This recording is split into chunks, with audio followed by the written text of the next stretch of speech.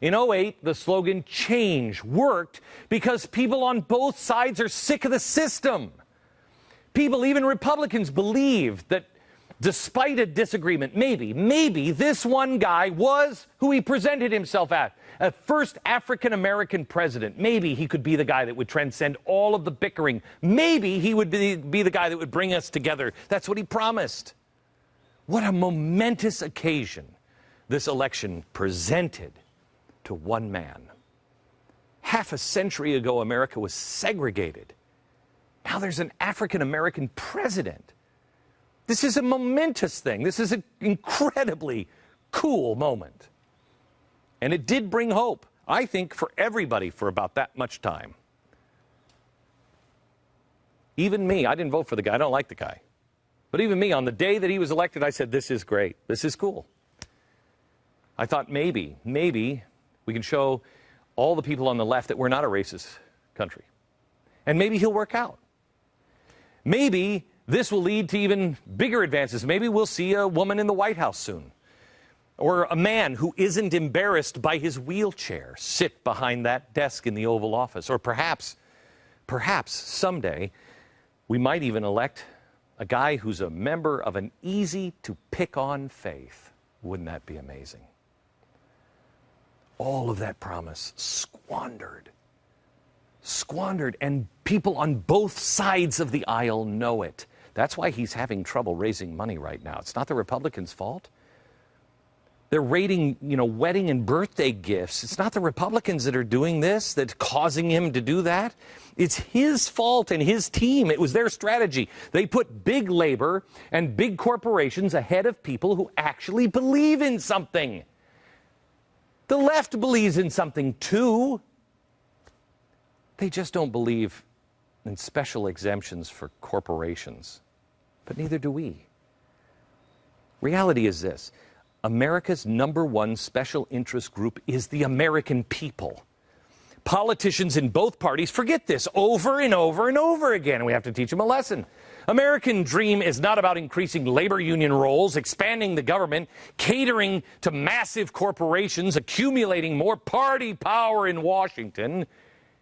It's about helping people make the difference in their own life.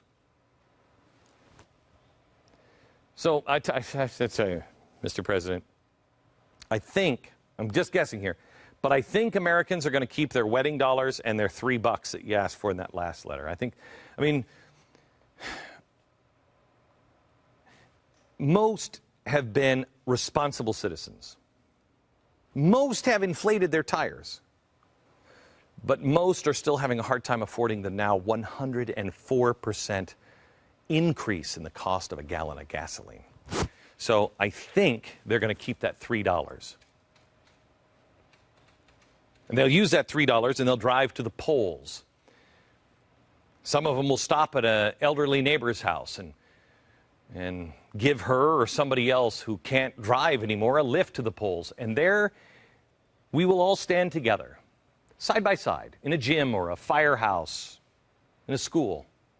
We'll stand side by side, rich and poor, black and white, Democrat and Republican, young and old, male and female. There's no war going on between any of us. We'll stand there. We'll use that $3 to buy the fuel to get there. And then we'll go in one by one, after we have waited patiently, not as a collective, but as an individual, just for that chance to pull the lever. That's what we'll do as individuals. And once again, cast our vote for change. You see, that's the great thing about America that so many people in power don't get. It's what makes us exceptional. There's always hope for a brighter tomorrow. We know this because we've lived it over and over again.